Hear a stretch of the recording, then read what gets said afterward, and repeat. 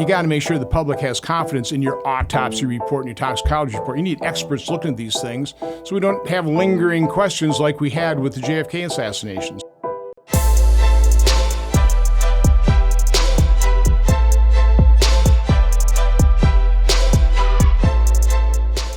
Thank you so much for tuning into the Signal Sitdown, but before we get to the interview, we'd love it if you'd hit that like and subscribe button on YouTube, Spotify, or wherever you may be joining us. And please remember to give us a 5-star review because we love your feedback. Remember, it's your government, and together we'll expose how it really works and how to affect real change. Without further ado, here's the interview. Senator Ron Johnson, welcome to the Signal Sitdown. There are elements of the Republican Party, not just Dick and Liz Cheney, that want President Trump to lose come November. You work with some of these people. Who are they? And why is that? Well, I'm not sure I work with anybody who would voice that loudly, like Liz Cheney would. New Republic has reported this. Axios has reported it, that there are people still in the Republican Party, particularly in certain leadership positions, that might just want the Republican Party to go back to the party of tax cuts and not doing anything about how business is actually done in Washington, D.C. Well, listen, there are probably people who would voice that prior to Donald Trump being our nominee. But I think once he's our nominee, I think everybody's, I don't know anybody who doesn't want him to win, regardless of their views. I mean, we want to be able to save this country. And yeah, there's a broad spectrum in our conference. There's no doubt about it. But I think we're pretty much on the same side when it comes to we want the presidency, we want the House, we want the Senate. We got a lot of big issues to tackle. And it's nip and tuck right now. Polls suggest this from the House level, the Senate level, and for the White House, of course. Right? These swing states are knotted up between President Trump and Vice President Kamala Harris, which, by the way, is insane. Yeah. In a sane world with a unbiased media, this election wouldn't even be close. But we have an insane world with a highly biased media. They're not journalists anymore. They're basically advocates for the left and the legacy media. And as a result, they're covering up for Kamala Harris. They covered up for Joe Biden. I mean, let's face it, they got a guy who's campaigning from his basement, elected president. And now they put Kamala Harris, slotted in there, not one vote, slotted in there for President Biden, put her on a pedestal, declared her the second coming, and they're trying to pull it off. I just hope America doesn't allow them to. So tell me about that, right? I mean, the corporate media does seem to be embracing Kamala Harris. There is nothing they will do. Seems to be. Yeah, exactly. There's nothing that they won't do to help Kamala Harris get elected because they think Trump is the threat to democracy. He's going to destroy the American regime, etc. How do you in the Senate fight back against that type of monopolistic power? How do the people fight back against that type of monopolistic power? Well, the only thing you can fight back with is the truth, which you do have on our side, and hopefully it has its own power. But no, it's not a level playing field. It's not a fair fight. Not even close. Mm-hmm. One of the ways I've suggested as a member of the Republican Senate conference is, we ought to have like a mission statement. We haven't had that under our current leadership. What's unfortunate about Washington just in general is how very few bureaucrats, congressional staff, members of Congress have any experience in, which means very, very little knowledge of, and maybe even worse, very, very little sympathy for the private sector. And even worse, they've never even been part of a functioning organization. When you're a business, people work with you. They need to know what your business is all about. I mean, so that's why businesses have vision statements. They have mission statements. They establish annual goals. So I propose for the Republican conference, hopefully in the next Congress, a pretty simple mission statement. It's simply to fight and defeat the ideology and policies of the radical left that are destroying this country. And they can't even manage to put something like that out. So if there is no mission statement, then how is business done? Is it purely reacting? I mean, how do Republicans get out in front if that's the case? That's pretty much the way it has been. Under Leader McConnell, I mean, his style of leadership is we need operational security, so I can't tell anybody what I'm going to do. And so he just springs, his decision on us last minute and then expects people to line up behind it. Mm-hmm. Again, very dysfunctional. And one of the reasons we're $35 trillion in debt. I mean, there's been one constant since we've gone from $8 trillion up to $35 trillion in debt. Under his leadership, he's been there. He's been the one person in every negotiation for every debt ceiling, every budget, every appropriation package.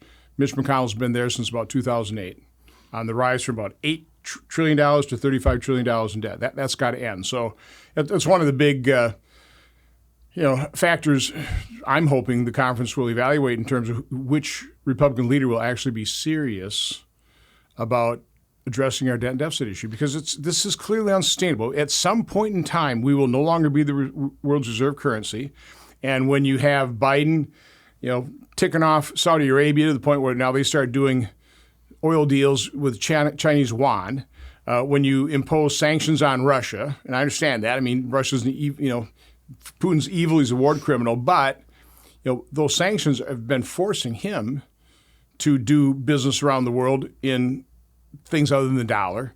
That just weakens our standing as the world's reserve currency. And the only reason we can get away with printing more money is we're the world's reserve currency. Nobody else can do that. When we can't do that, all of a sudden we're going to be looking at global types of interest rates based on our actual risk, and we're going to be screwed.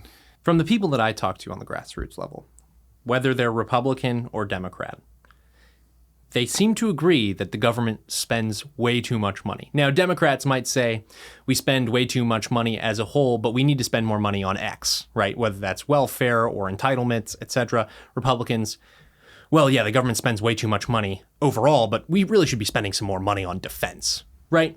So everyone's mostly in agreement. Washington doesn't think that way at all. No surprise there. But when you see the way leadership operates, and you see the omnibuses coming down, you see continuing resolutions negotiated purely with leadership staff, I mean, any of those sentiments getting to whether it's McConnell or Schumer or Johnson or Jeffrey, or any of the sentiments of the American people getting there? I mean, it just seems like not only you as a United States senator has been cut out of the process, but the people entirely have been cut out of that process. Well, first of all, the public is not demanding fiscal restraint.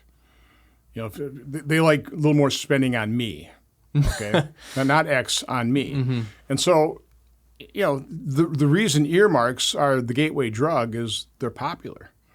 My junior senator is taking credit for well over $500 million worth of earmarks over the last couple of appropriation bills because Republicans abandoned our conference position to be opposed to earmarks. All of a sudden, that just happened.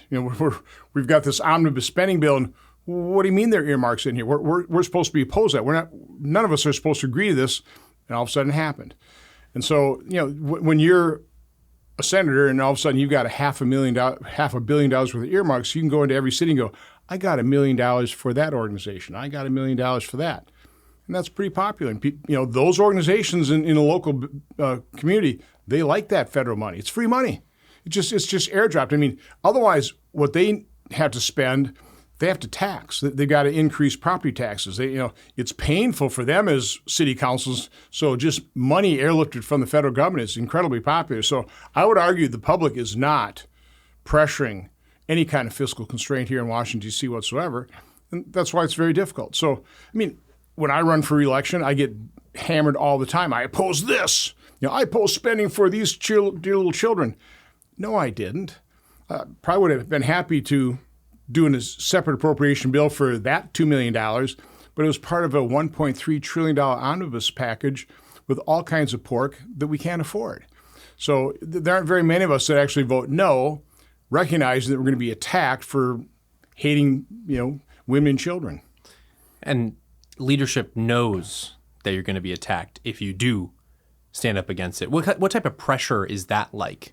Whether that's in the GOP conference or, what carrots are dangled, what sticks are pulled out for you to just shut up and go along if you're a U.S. senator. Well, for me, people know I can't be pressured, so I receive They don't have a stick big enough? They go, we don't have a chance, so why waste your time? So I guess that makes it easy on me. Yeah. I really don't know. Again, that's certainly part of earmarks. Mm-hmm. That's the whole point of earmarks is, rather than sit down and actually appropriate this in the light of day, you offer inducements for a vote. So what type of demands then are Republican leaders making when we sit down and negotiate these omnibuses? Because if that's like one thing, right? The U.S. Senate Republican Conference doesn't have a mission statement, but they all agree, like, we probably shouldn't be doing earmarks. And yet they get thousands of pages of spending put on their desks in an omnibus package. They flip through it and they see a bunch of earmarks. I mean, if we're not demanding that, then what are Republicans demanding when they go into those rooms? Is it no concessions whatsoever? Is it just rolling over? We have no idea. I mean, I have heard, haven't heard this directly, that McConnell one time said, show me a member of Congress who lost election because they spent too much money. So I think that's basically the attitude he takes. But again, we have no idea.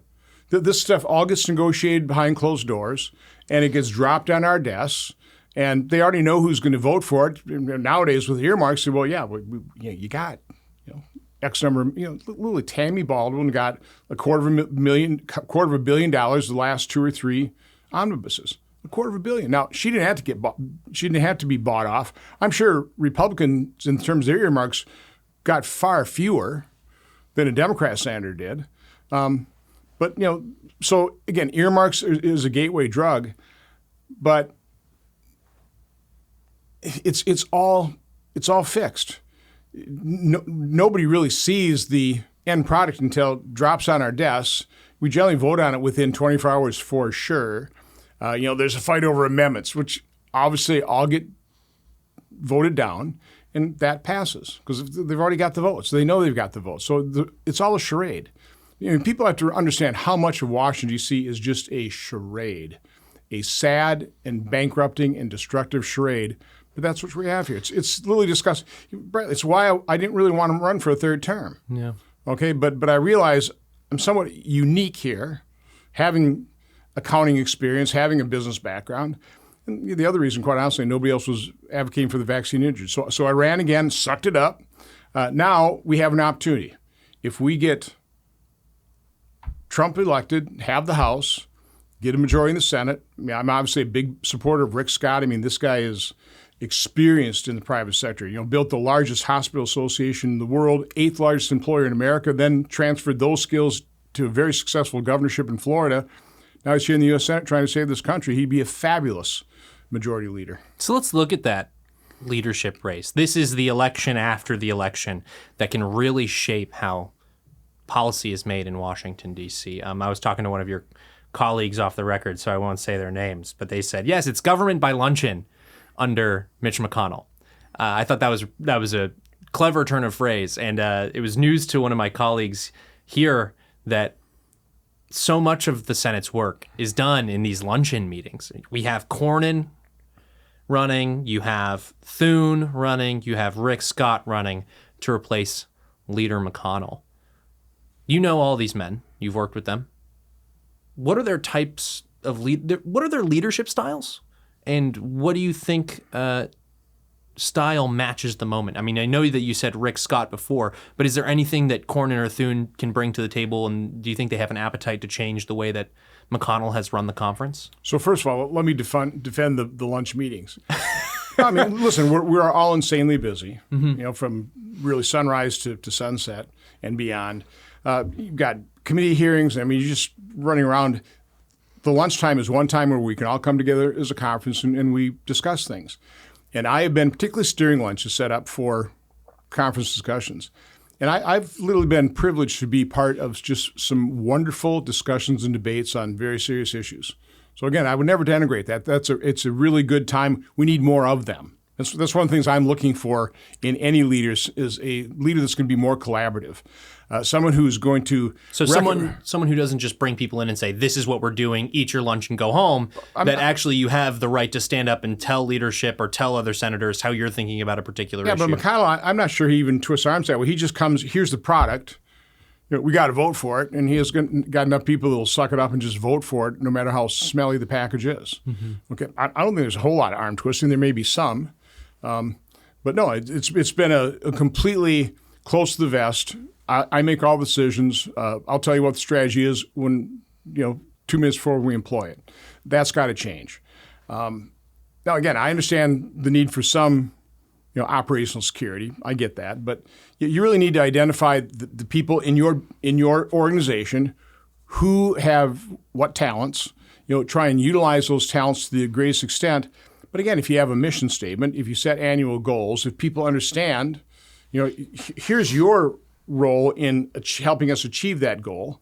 Let's face it. I've obviously got accounting skills. I'm incredibly interested in what's going to happen with these expiring tax cuts. So we've got really an excellent ranking member, hopefully chairman of Senate Finance, Mike Crapo, who's already laying the groundwork, getting us all the information on an incredibly complex process.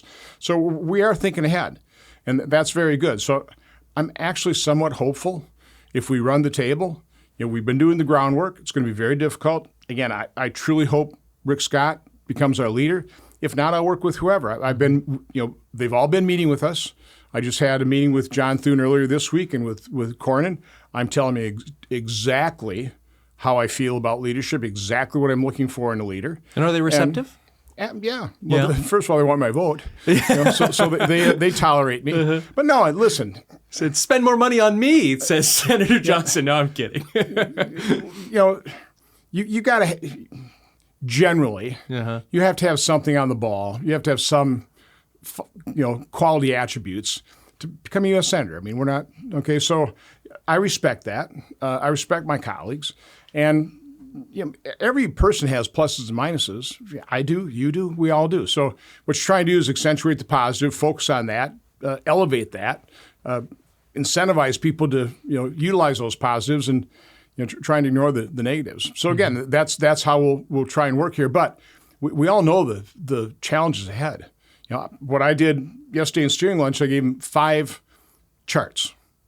Two charts and I guess spreadsheet. They're not really spreadsheets. I mean, they're just kind of financial statements. I laid out here's spending from 2019 to estimate for 2025, where it's going to be over $7 trillion. Back in 2019, it was $4.4 trillion.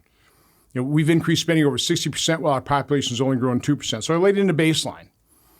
Had we maintained this baseline that only grew based on population growth and inflation, which has been very high, next year we'd be spending about $5.7 trillion and taking in about $5.4. We'd only have a $200 or $300 billion deficit, but we didn't do that. During COVID, we shot way up over $6 trillion, never came down to a reasonable baseline, so we've actually spent $8.8 trillion more than that reasonable baseline, which is why we've just dramatically added to the debt. Mm-hmm. Showed people that other mandatory spending has almost increased by the same amount as Social Security, Medicare, and Medicaid combined. Ooh, how'd that happen? Who's asleep at the switch there? Nobody's taking credit for it, but a fair amount of that happened in 2020 under Republican watch. So again, I'm just laying out all these facts. I'm laying out here are the effective rates for C Corps before and after our tax reform. This is going to happen when the C Corp rate remains the same, but all the pass-throughs, 95% of American businesses get an automatic tax increase. That's going to be a problem. So again, I'm just laying, here's where we get our revenue. And by the way, most of the revenue we get in, say in next year it's going to be over $5 trillion. Most of it comes in from individual taxes, then the payroll tax, then the corporate tax, and a little bit by tariffs and a bunch of other stuff, right? Mm-hmm. You literally could eliminate the corporate tax and it wouldn't have that big effect. So what I'm proposing is why don't we tax all business income at the ownership level? That's what we do with 95% of American businesses. One of the problems we have in terms of the rapid differential between the uber wealthy and middle classes, the uber wealthy frequently start a business, that's a C Corp. It only ever gets taxed at the entity level because the vast majority of corporate income is never, first of all, the stock is owned by pensions and by foundations. So it never gets taxed. As a result, that's 75% of corporate income that never gets taxed at that individual level. And that's a huge loss of revenue, quite honestly. And it puts pass-throughs at a huge disadvantage to the C Corps. It also helps create that even larger margin between the uber wealthy and the middle class. So we ought to look at all this. So what I'm proposing in terms of how to deal with the expiring tax cuts, which is a $4.1 trillion automatic tax increase, is let's put everything in the hopper. And this time as we approach a tax bill, let's do it in a principled fashion. And our focus should be to simplify and rationalize the tax cut, and anything we do, make it permanent. I mean, I heard all these people in charge of the 2017-18 tax cut say, this is a generational tax reform. That lasted for 8 years. Right. And they've created this massive fiscal cliff that is going to be very difficult to deal with. I kind of got off on a tangent here from a standpoint. We all know this is a major issue that's facing us, and we're going to have to deal with it. Yeah. And we're going to have to deal with it in detail. It's not going to, the little onesies and twosies proposals and stuff, it's going to all have to be put in. From my standpoint, if we do something completely out of the box, paradigm shifting, simplifying, rationalize our tax code, that's our best chance of passing something. So there's so much there. The first thing that I want to hone in on is Kamala Harris has promised not to raise taxes on the middle class. And yet, as you said, these Tax Cuts and Jobs Act provisions are expiring. It happens automatically. It happens automatically. So that tax burden, and she's obfuscated and said, well, really everything that's expiring is only going to affect the uber wealthy. That's wrong. Is it going to impact the middle class? Yeah. How does it impact the middle class? So we cut taxes for everybody. Mm-hmm. Everybody got tax. So they lie about that. It was a lie. Everybody got a tax cut, which means when they expire, everybody's going to get a tax increase except for C Corps. Now, I'm a small company guy, right? I've had a C Corp. I've had a Subchapter S. I've also had LLCs, so the pass-throughs. So I've operated businesses under all the structures. 95% of American businesses are pass-throughs, which means the income passes through to the individual shareholder, taxed at individual progressive rates. And by the way, wouldn't that be a more rational system? Mm-hmm. That all income is taxed to individuals. Let's not create entities and make them pay tax. Somebody owns that entity, make the owner pay the tax. So Kamala Harris's answer to this has been taxed unrealized gains, which correct? Would be insane. Okay. Because now you're going to force people to sell assets they don't want to. Again, when I said based on principles, one of the principles of taxation should be wherewithal to pay, mm-hmm. which is why we generally tax income, because when you get income, you have the wherewithal to pay the tax. So when Kamala Harris is laying out this unrealized tax, that is the Democrat solution to this problem that you're mentioning, which is listen, there's a lot of unrealized government revenue here. Our mission should not be to take as much money as we can from the American people or from business productivity, but at the same time, this just can't go on ad infinitum because the wealthy get wealthier and the poor get poorer, and that's dating back to antiquity, to Aristotle, right? That's a recipe for disaster. So my solution for that is, again, let's treat all business income equal. We don't do that now. Mm-hmm. So as long as 95% of American business income is taxed on an individual basis, why don't we bring the other 5% into that process? It'd be fair. It does address that widening gap, that disparity between the uber wealthy. Again, it does that. And in doing that, so let's say if you start taxing income when it's realized rather than have a bunch never taxed, you could probably eliminate the capital gains tax. Because again, the capital gains tax primarily taxes inflationary gain, right? I mean, if you buy a house and it just sits there and all of a sudden it goes from $100,000 to $300,000, it's not because something happened to it where it's, there's been income not captured. It's just inflation has pushed up the price of that house. You shouldn't have to pay tax on inflation. With a stock, in theory, if the economy, economic theory was perfect, the stock value would exactly marry the income earned. So if you had a stock price of $1, you earned an income, now that thing's going to be worth $2. You pay 50% tax, now it's only worth $1.50. Okay, but again, there's speculation, there's expectation of higher earnings. But literally, if you start taxing all business income at progressive individual rates, there probably would be a revenue gain on that part of the tax reform. But then you alleviate the negative economic consequence for that by doing things like, let's just not tax capital gains now. You don't need to tax capital gains anymore. You captured taxing all the income, but only tax it once. Mm-hmm. Don't tax multiple times. Don't put in a death tax. Maybe, and right now we do have a death tax for very wealthy individuals. That's not necessarily a bad thing. Okay. You can argue what percentage it should be. Again, I just have a philosophical problem with, taxing something that's already been taxed once if we're focusing on income. But as a conservative Republican, I do believe we have a problem with this disparity between the uber wealthy and the middle class. It has gotten out of whack. And that brings me to my next question, which is the uber wealthy is very involved in politics. We know this. Everyone knows it. Mainly on the Democrat side, Mainly on the Democrat side, as RFK would tell you, right? 70% of the wealth is really directing its energy towards the Harris campaign right now, whereas 30% of the people, or 30% of the wealth, the people that have that, they're focused on President Donald Trump going into November of 2024. How does the uber wealthy and their political connections and their political apparatuses try to, I mean, what you just laid out seems pretty straightforward to me.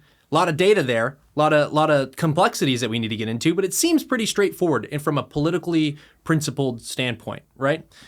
But how do the wealthy, the lobbyists, the political apparatuses corrupt these systems as legislation is getting made?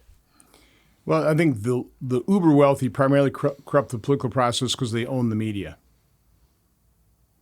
And they own the university systems. The master stroke of the left was taking over our university systems in the 60s, right? The radical left replaced probably generally conservative administrations. And so now they've put their radical left deans in all these colleges, and now you have like no conservative professors anymore. We're not graduating journalists; we're graduating advocates for the left. Fewer teachers, more indoctrinators to the left, which is why transgenderism is growing out of control, and we are destroying people's lives. Not a whole lot of even-handed lawyers, but more leftists that become judges, become activist judges. Those are, from my standpoint, the three main areas of academia that filter out into our society that impact our politics and have brought us to this moment right now, where we are normalizing just crazy things like the mutilation of children on the altar of transgenderism. Okay, all these things. Wide open borders. I mean, that's a one world order, globalist elite concept here of no borders, and it's going to be devastating for America. So again, from my standpoint, I think the uber wealthy primarily are leftists themselves. I don't know if they feel guilty about it. I don't understand it, or they just realize that the Democrats will control government, and by controlling government, you can control how government treats you, and you can be protected from them. So again, I don't know their thinking. Or maybe another political principle to underscore all of this is if you're trying to destroy the country, you ought to at least pay for it.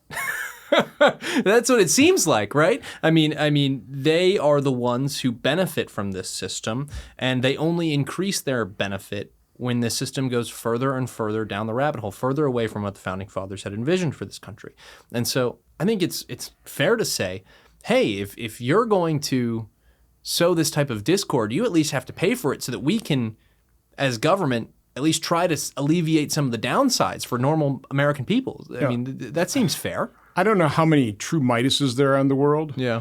I think there are an awful lot of power-hungry people. So you can only spend so much money. It's just, other than that, wealth becomes a scorecard, which, impacts some people.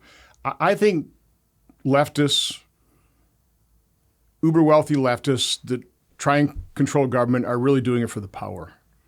So that they think they're the geniuses, they think they're the better angels, they think they can control everything. They can't. But again, I can't get inside their head. It makes no sense to me. I think it's pretty obvious what is the essential ingredient for America that made this country great is freedom, individual liberty. Live and let live. Have a government to protect that individual liberty, to provide a secure nation, set the general rules for the road so you don't have monopolies and you don't have people doing things harmful economically to individuals. But that role for government ought to be limited. I can't get in the mind of somebody who wants to control everything, that wants to control government, can take government and control your life. That's foreign to conservatives, but it's not foreign to leftists. That's what they want to do, and they destroy civilizations by doing it. Again, where socialism ever worked. I literally can't understand back in the 1910s, 20s, 30s, and especially after the Great Depression, when that economic model seems to not work so well, there's got to be something else. So you see the rise of socialism and communism, but then you see the result time and time and time again, even in our own time. Oil wealthy nation in Venezuela, South America, they hear that this population hears the siren song of socialism, and they vote themselves into poverty. And took, less than 2 decades? Yeah. And as a result, they lost all their freedom. Now it's a totalitarian regime. They'll yank people out of their homes, shoot them in the back of the head in the alleyway. Venezuelans are fleeing the country. They're starving. That's my concern in America. We are voting ourselves into poverty. We lose this election, and we just continue down that road to serfdom. Yeah, the stakes are pretty darn high, and I know that our viewers have figured out at this point that you are a data-driven individual. You once produced a chart that saved one former president's life in Butler, Pennsylvania. I mean, I don't mean to make light of it, but that really, that was your chart. Am I remembering this correctly, this immigration chart? So the quick history of that, President Trump announced a rally up in Green Bay, kind of the first one of this election cycle, during Easter. And I was down in Florida visiting my kids and grandkids. So mind if I take the train down to West Palm Beach and fly up to Green Bay with you? And he's very gracious, and so as long as I'm on the plane with him, I'm going to bring some work. So I brought I think about 4 or 5 charts, and one of them was the immigration chart, which I've been working on since I became chairman of Homeland Security. We've been focusing on this issue for a long time. We keep refining it, and he loved the chart. And said, hey, can you give that to us? So I literally sent it to his comms guy. Senator, that's a beautiful chart. Let me see it. I want to make it super big. So he, literally on the plane, he got rid of my logo and put a couple red arrows in there, and he used it that day, and he's using it ever since. So no, I mean it is. I mean the serendipity, the hand of God. God works in mysterious ways. The fact that he kept doing that, and it was that moment where he looked back at that chart. It did save his life, So no, it's kind of fun to be that little small part of that historic event. But since that happened on July 13th in Butler, Pennsylvania, you've been hard at work trying to get to the bottom of exactly what happened there, and now what happened in Florida on September 15th. The assassination attempt in Butler, PA, happens on the 13th of July. The RNC is that next week. Obviously, Trump has a very triumphant return there. Then Congress is in session for 2 weeks, and everyone goes home for August. I mean, when I was sitting there watching this assassination attempt, and probably one of the most objectively heroic things I've ever witnessed in my lifetime, because I was on the ground in Butler, Pennsylvania, and when I saw him raise his fist, that entire crowd calmed down. I mean, people were ready to bolt if they thought that President Trump was in a bad way. And he saved lives by doing that, saying, fight, fight, fight. No, that was extraordinary. USA broke. It was extraordinary. And even Zuckerberg, who may or may not have been responsible for the outcome of the 2020 election, in an interview said it was one of the most American things I've ever seen. And yet it just gets buried because the House sets up a bipartisan task force, which is great that we're going about things in a bipartisan way. But, the old saying in Washington is if you want to do nothing about something, form a committee. And within 10 days, you had some preliminary findings from your office's investigation into what transpired in Butler. What are some of those findings that you found out? You just released another piece of work with the Senate Homeland Security and Governmental Affairs Committee. Tell our viewers what's in those reports. Why does it matter so much? Because we have time, let me describe the process. Yeah. So, I'm the ranking member of the Permanent Subcommittee Investigation. It should be the premier investigatory body of the Senate. Actually, I have stronger subpoena power if I become chairman than I had as chairman of the full committee. Okay, unfortunately, the budget's been cut. When I was chairman, I gave Rob Portman $1 million. This as the chairman of PSI. He got the same budget as I had as full chairman, and he cut my budget initially under $700,000, and we boosted up. It hasn't been restored under Senator Paul. Mm-hmm. So I still need to have $1 million. So the premier investigatory subcommittee in the Senate has 5 staff members to do oversight on a couple million federal employees. I had to get that out because we need, obviously in the Senate, we need to put a lot more effort, which means money, and staff into oversight investigations. Right, replace some But I've got excellent people who who are the experienced. I mean, one of my investigators, he was the guy who got the whistleblower count on Fast and Furious when he was working for Senator Grassley, who was also a champion of whistleblowers and oversight investigations. But that staff, again, I'm in convention, but they immediately started contacting local law enforcement at Butler, and within the first week, we pretty well found out everything, what we know now about the spectacular failure, the lack of common communication, the siloed communication, the fact that there wasn't a coordinated security plan, that the Secret Service didn't show up for the 9 o'clock briefing, on and on and on. So, I thought it was important to issue that preliminary finding to just put pressure on the Secret Service and FBI to keep giving us information.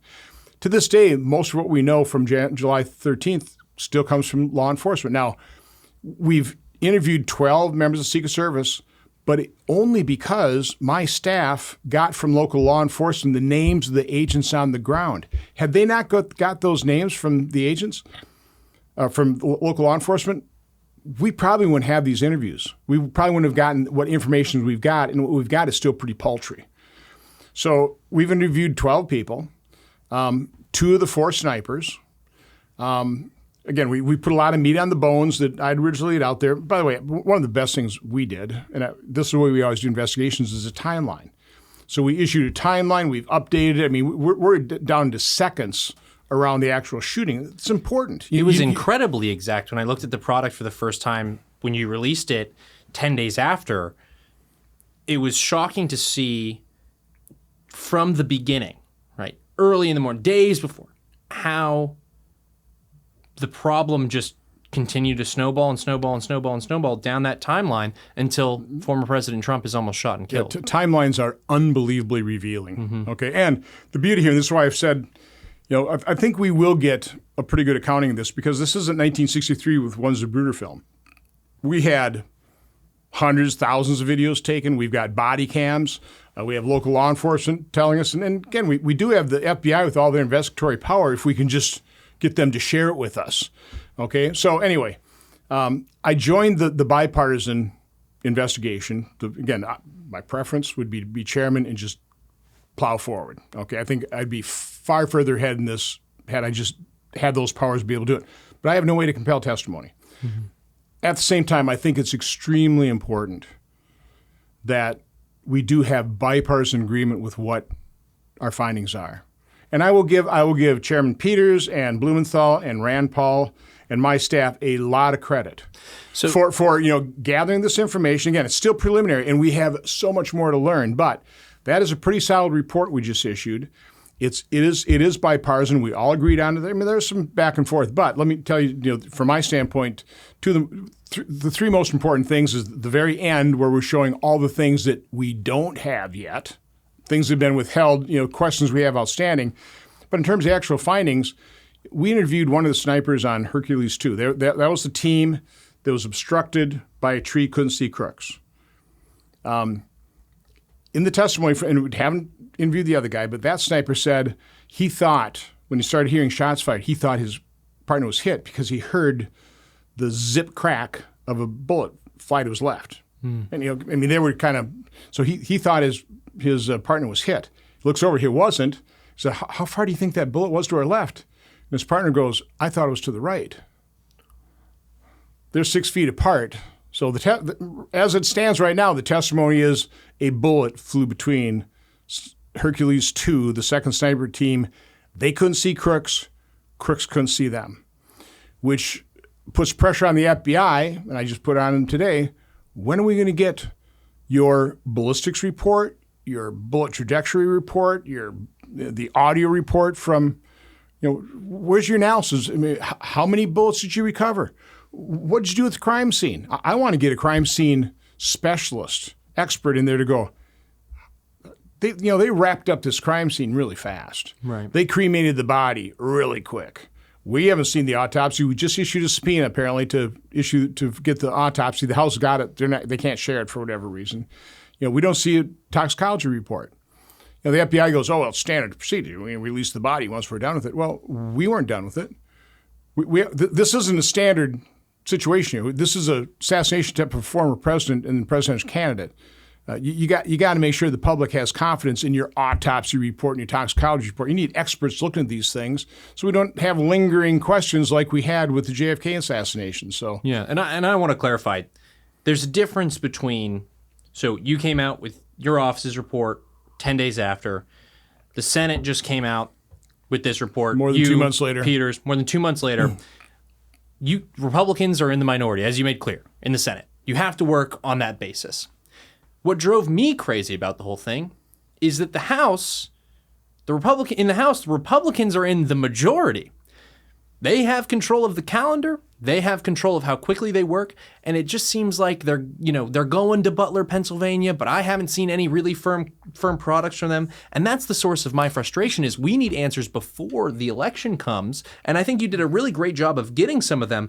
But I just want to read this from the report that you guys just put out. The outstanding requests to federal agencies, including information on crooks' social accounts, 302s, crime scene photos, toxicology, and autopsy reports. You haven't had those yet. You haven't gotten them. I mean, and there's no reason why we shouldn't. There's no, because at the end of the day, I mean, yes, the FBI has a level of independence, but it's still part of the government. You are the people's representatives. This government, I've been told, is owned by the people. I mean, what can you do to make the FBI compliant, to make the Secret Service compliant? Why isn't Cheadle in jail? Shame them. But all I can do is shame them, which is why I go pretty public with this stuff. And I'm sure they're not happy with me. By the way, I should probably say I'm not suicidal. I don't take undue risks. I want to live a long and healthy life. Okay, so let's just hope nothing happens to me. Okay, so I'm not making. I personally hope this isn't the last interview that we do. I'm not making friends, and I should really describe, and hopefully we have some time. I'll describe the briefing we got yesterday by the Director of National Intelligence, the FBI Director, the head of CISA on foreign influence on our elections. Let's just do it now. I mean, we've talked a little bit about the assassination attempt. There's still so much that we don't know, and it's important for the American people to get answers before November 5th because it changes everything. Let me, in terms of the House, again, I really don't know what's happening there, but I will say they probably don't have many investigatory staff. Again, I've got 5, but at least they're devoted investigators. They've been doing this for a long time over different offices and stuff. The House has got a pretty good churn. I don't know what the House budgets are. They've got to have their legislative aides, doing. So they probably just don't have the experienced investigators like we do. Don't know how to go about doing this, quite honestly. So give you some rationale for we'll give them a break. I'm not trying to be patronizing or anything else, but that may be part of the dynamic there. But yeah, let's talk about what happened yesterday. So I entered the SCIF. This had classified, right? A little late. I had some other stuff, so I came in late, and it was in the middle of Averill Haynes. She's the Director of National Intelligence, her presentation. Then Director Ray went, and then the head of CISA gave us her take on things. And I'm sitting down here, and I'm just listening to this, and at some point under my breath, audibly, I let it, this is total. And so that's too loud because I saw some people, Don't worry, we have a bleep machine. But I'm watching this. Well, I didn't say it. I'm turned over to questions, and I'm watching my colleagues like they've taken this briefing seriously, and they're asking. Now again, by the way, I'm not discounting foreign influence. Certainly not the Foreign Threats Act. I'm not discounting that at all. Okay. But as Mike Lee described, I asked him to actually stick around and be my witness because I was going to be the last, because I entered late, I was going to be the last one to ask questions. I was going to stick around, and he did. Afterwards, he said, quoting Yogi Berra, this is like deja vu all over again. Here we are 4 years after 2020, 4 years after Senator Grassley and I got an unsolicited briefing separately saying we were targets of Russian disinformation, which, by the way, they later leaked to the media to smear me and interfered in my 2022 election. That came up during my election. Okay, they told us nothing in that. It was all about a Russian target. I mean, they gave us that briefing to try and dissuade us from our investigation of Hunter Biden. Okay, that's why that was a corrupt briefing. I still, to this day, don't know who directed that briefing. They won't tell us. And I asked that yesterday, they wouldn't tell us. But anyway, Was the Ukraine fanatic Ryan Ruth brought up at all in this? No, because this is all foreign influence, right? So when I finally asked my question, there are 4 senators left in the room. So good, did the same thing, by the way, with Hillary Clinton before she erupted to my question that what difference does it make? That's the reason, because I got under her skin in a briefing just like this. I was the last man standing, asked questions, got under her skin. But when it was my turn, I said, okay, let's talk about the 800-pound gorilla in this room here. Because you're talking about election interference. I mean, there's been no more egregious act of election interference than the one that was solicited by Anthony Blinken, engineered by former Deputy Director of the CIA, Mike Morrell, fast-tracked by then CIA Director Gina Haspel. That was that letter signed by 51 intelligence officials saying that the Hunter Biden laptop had all the earmarks of a Russian information operation. I mean, we've seen polling. Had that actually been reported on, Joe Biden never would have been elected. I mean, I can't think of a more egregious and more effective amount of election interference than that. So that's how I started out my question. Then I asked him about, are you going to, I've asked, in hearings, multiple letters, both Senator Grassley, are you guys ready in a secure briefing to tell me who directed that briefing 4 years ago? Then again, smeared me was election interference. I mean, talking election interference, gave me the big old gobbledygook, interagency. I mean, it's just like our briefing with Acting Director Rowe about July 13th. It's like, well, everybody's responsible for security, which means nobody's responsible. Nobody can be held accountable. I moved on. I said, okay, again, we're talking about election interference. Director Ray, what are you doing about smurfing?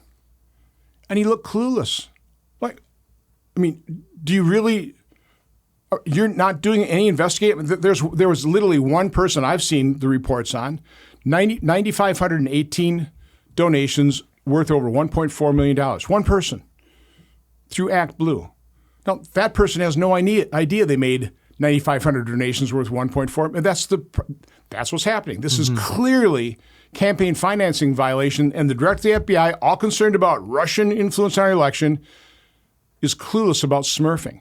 That's when they cut off the briefing, because I didn't get to my real concern about election interference, which is illegal immigrants voting.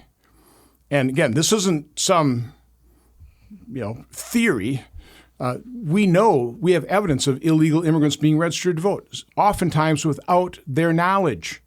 So how does an illegal immigrant get registered to vote, and for what purpose without their knowledge? Well, isn't that clear?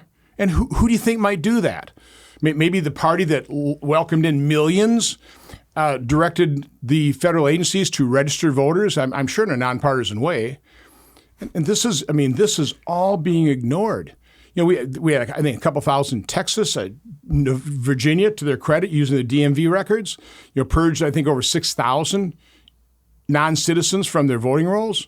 Ohio, I think about 499. Boston, there were 70 illegal immigrants. Some of them asked to be removed from the roll, probably because they don't want to be caught in something illegal that would impact their immigration benefits. So again, that is what we should have been briefed on, is what they were doing to make sure that illegal immigrants aren't going to vote. What are they doing in terms of this obvious, massive campaign finance violation in the smurfing? We're just talking about Russia's going to, again, are they setting this up so that the Democrats can blame Russian interference if Trump wins? Is that what that's all about? I mean, again, deja vu all over again.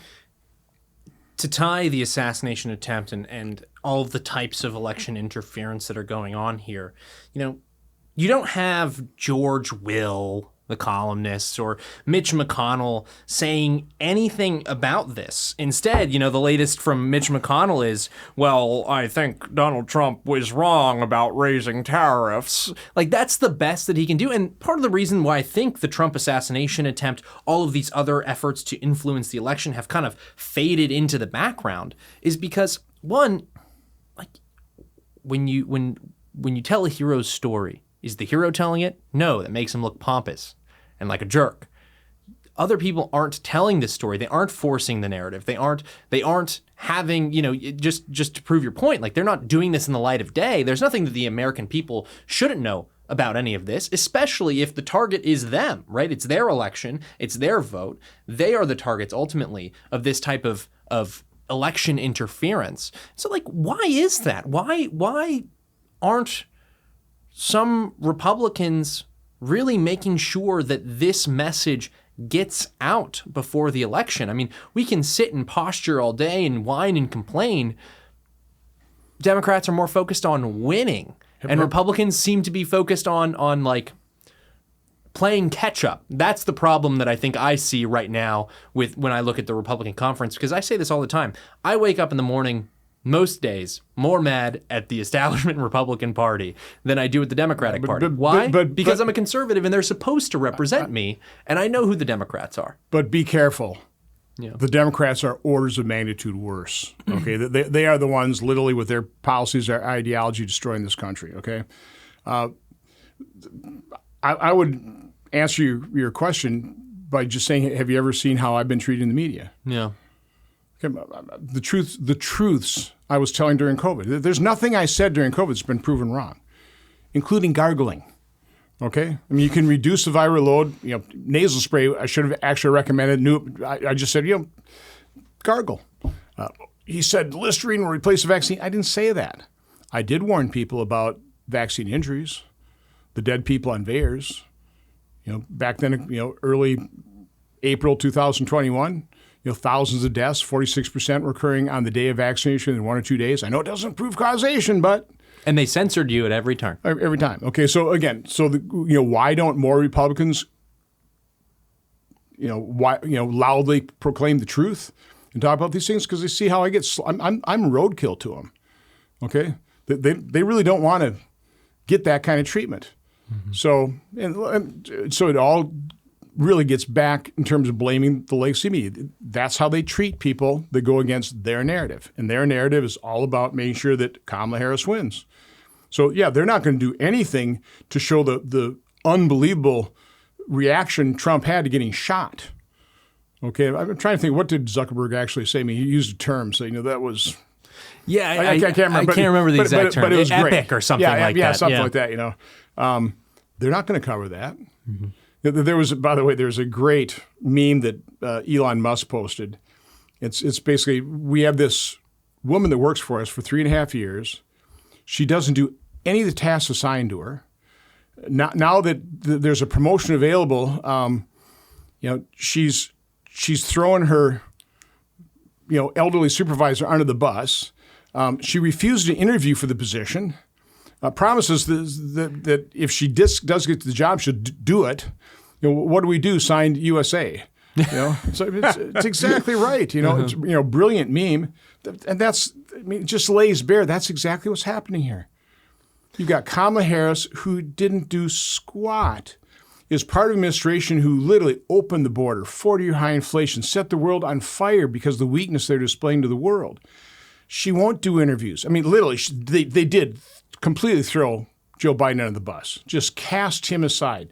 She just doesn't get one vote, refuses to do interviews, won't tell the American people where she stands, she was raised in the middle class. Mm-hmm. And she's for an aspirational middle class with society. With two PhD parents. Right, in the elite. Yeah. And she expects to be elected, and half of America just might do that.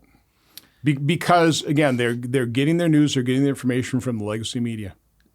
It's a difficult road to hoe for Republicans. All of a sudden, Democrats believe that they can make inroads. Not only they'll take the White House, they think that they will for sure keep the Senate, and they can actually even potentially unseat Ted Cruz in Texas, for example. You look at the map now, it looks pretty advantageous for Republicans, frankly, right on the surface level. Some candidates in Arizona, for example, with Kari Lake. You have Jim Justice, which is nearly a sure thing in West Virginia. You have Sheehy in Montana. You have Moreno in Ohio. Lots of really competitive races that if Republicans have a good night on November 5th, they will definitely take the Senate majority. I guess my question on that is, how do you feel about this potentially new Republican conference? Or do you think you're going to get some of those folks who don't care if they're treated terribly by the media, or do you think they'll come into Washington and this town will roll them? Well, first again, in a sane world with an unbiased media, we'd be looking at a red wave here, okay, and election integrity. There wouldn't be a doubt. We're going to do really well.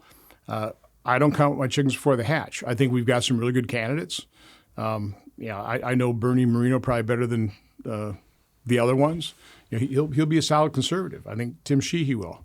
Carrie Lake obviously would be. That's why it's so important to get a really good majority leader. If we have the majority, somebody who has private sector experience, somebody who's led large organizations, understands how a functioning organization works, how to get the most of the people that are within your organization, use their talents appropriately, but lead. With a vision, understanding these are the big problems. Our problem is not, some massive omnibus appropriation bill with a bunch of earmarks, so that your members get reelected. The mission right now is trying to prevent a debt crisis. It is dealing with a massive tax increase if we don't do something, and it's going to be difficult and complex to do something. But no, exactly how do you manage that? So no, I mean, we've got to sweep the table. We need to have really strong leadership that understands these things. Senator Daines is currently atop the NRSC, right, which is one of the main fundraising arms for the Senate GOP and its candidates. Mitch McConnell announces after the border fight, which the conference was pretty much, a lot of them were in agreement that McConnell had screwed the pooch there. McConnell steps down, and yet he stays as leader through the term. He has a lot of his hands on the money that goes to these candidates. One of the big failures that McConnell experienced in the past few years was this promise of a red wave in 2022, and it failed to materialize. Are you worried? That was the abortion issue, though. Truthfully, yeah, it really was. I thought Rick Scott did an excellent job of NRSC. I mean, Rick Scott did a lot to help me win. He just did. Senate Leadership Fund did as well. I mean, we had to have massive amounts of money pouring in. It's not an easy job. Mm-hmm. A lot of people think I have hard feelings over Mitch McConnell abandoning me in 2016. I really don't. Again, I'm a business guy. I understand these. You only have so many resources. You've got to put your resources in where you have the best chance of winning. You can't waste resources. I'm hoping that as Trump is rising in the polls, it's looking certainly possible in Wisconsin.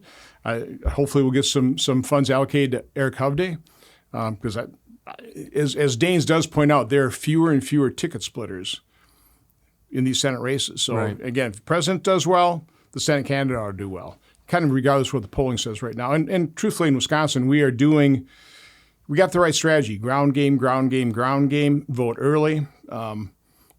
Once you voted, spend all your time getting other people to vote early so that on election day, and it should be a massive get out the vote effort, is just directed toward the low propensity voters who will decide the election. So again, we know the game plan we're going to try and execute. Democrats have a similar game plan, I'm sure. Theirs is easier because they can collect votes in Madison and Milwaukee. We got to go throughout the state. But we actually have a pretty good party structure in Wisconsin. So, anyway, it's kind of far afield from what you're talking about. But no, I mean, resource allocation is not easy. I really don't. I'm not going to be critical. You don't feel like any of it's being misappropriated right now? It's a judgment call. Mm-hmm. And I mean, let's face it. You don't want to lose Montana where it's entirely winnable by shorting them $10 million, or Ohio. Again, these are again. If you had all the money in the world, kind of like the Democrats, it'd be a little bit easier. Mm-hmm. But it's tough. It's limited resources. So it makes you don't begrudge McConnell for finishing out the rest of the term of leadership. No. Actually, I appreciate the fact that he announced.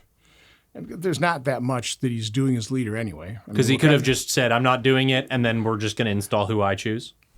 Or immediately call an election, and then that might have been more of a popularity contest as opposed to give we got Thune and Cornyn and Rick Scott all announced they want to be leader. Mm-hmm. So they've had now the time to meet with members. I met with all of them. Obviously I'm good colleague of Rick Scott, but I've met with Thune and Cornyn twice. I know them well. They've both been helpful to me. Listen, I respect them as colleagues. if they get elected leader, I'll do everything I can to help him succeed his leadership too. So I don't think there's going to be acrimony here. I really don't think so. We've got a broad spectrum in the Republican conference, but these are men and women who do love this country, want to see the best for it, maybe have different ideas on how to get the best for it. And I think we realize we've got a difficult task. I keep saying this, if we win this, it's going to be like the dog catching the car. Whoa. Yeah. Whoa. Now what are we going to do? Okay. Yeah. So I think we realize that. That kind of gets me back here when we start out with talking about those lunches. Yeah.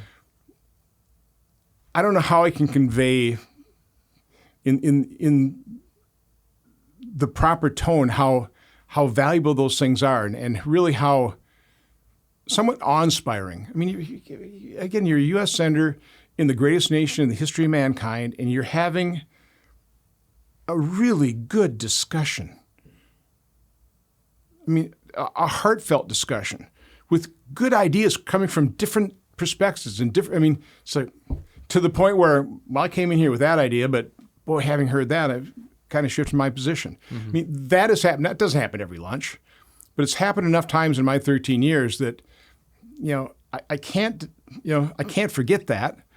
And I guess I'd prefer to embrace that. And I'm Lutheran, so part of our explanations and to put the best construction on everything. Our explanations and commandments and put the best construction on everything. So I try and tend to do that. I mean, it's easy to complain. It's easy to denigrate people, but I'd rather kind of look at people and go, okay, let's see what's best in them, and we need the best in people, including Democrats. One of the hopes I have with my tax proposal, it kind of takes care of what Wyden wants to do, or Kamala in terms of taxing realized gains, without doing it. It addresses that problem. And I've talked to Wyden about this. I think he kind of recognizes that. And there just may be that possibility.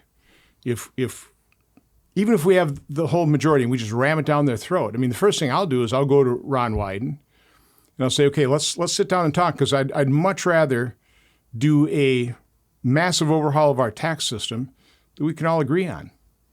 That just, again, makes it simple, makes it rational, makes it fair. We all want, it drives me nuts. Democrats, we all want a fair tax system. But, we also want one that encourages productivity, encourages economic growth. That's not punishing the wealthy. That's not punishing success. And the best way not to punish the wealthy or success in a tax system is simplify it, get rid of all the special deals. They always say lower the rates, broaden the base. We lowered the rates. We didn't really do much in terms of broadening the base last time. Let's do it this time. Mm-hmm. But again, focus on, but if we can do that, if you can get Democrats on board. Tim Kaine and Angus King wrote nice things about I called it a true Warren Buffett tax back in 2017, 2018 when I first proposed it. So again, I will do everything like I did with our event on Monday with RFK Jr., Dr. Casey and Callie Means, American Health and Nutrition, the Second Opinion. I mean, I had no idea who those panelists were in terms of their political affiliation.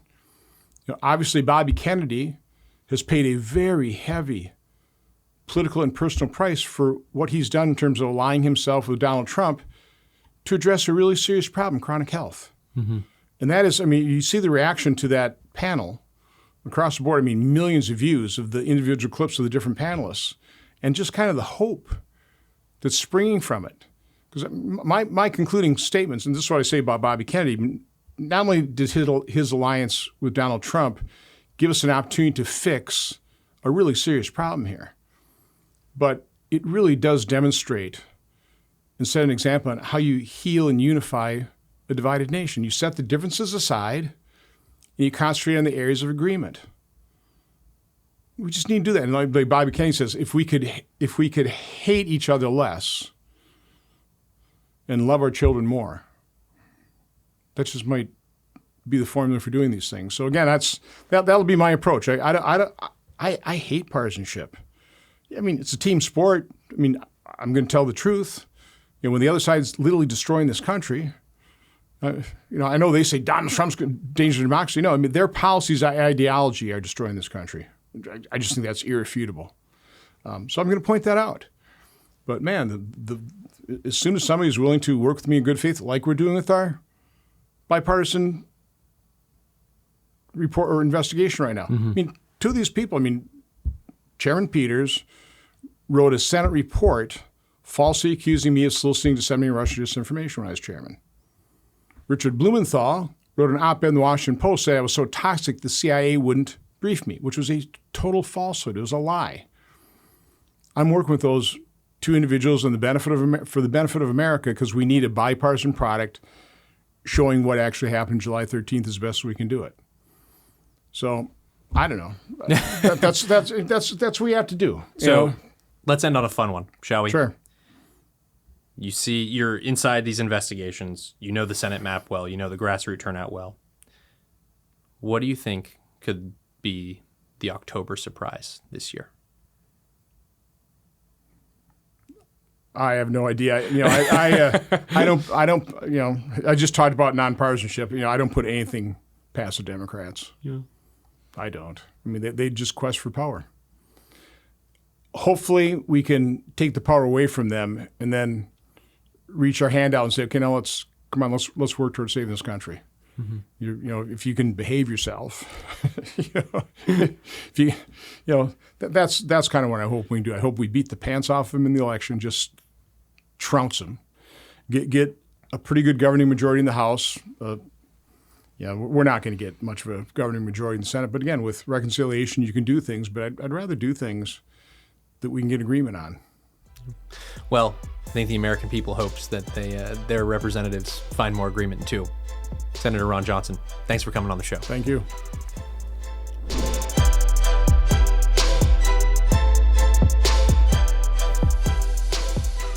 Thank you so much for tuning into the Signal Sitdown. Before you go, be sure to hit like and subscribe on YouTube, Spotify, or wherever you may be joining us. And please remember to give us a 5-star review. We not only love your feedback, but it really does help the show. Remember, it's your government, and together we'll expose how it really works. See you next time.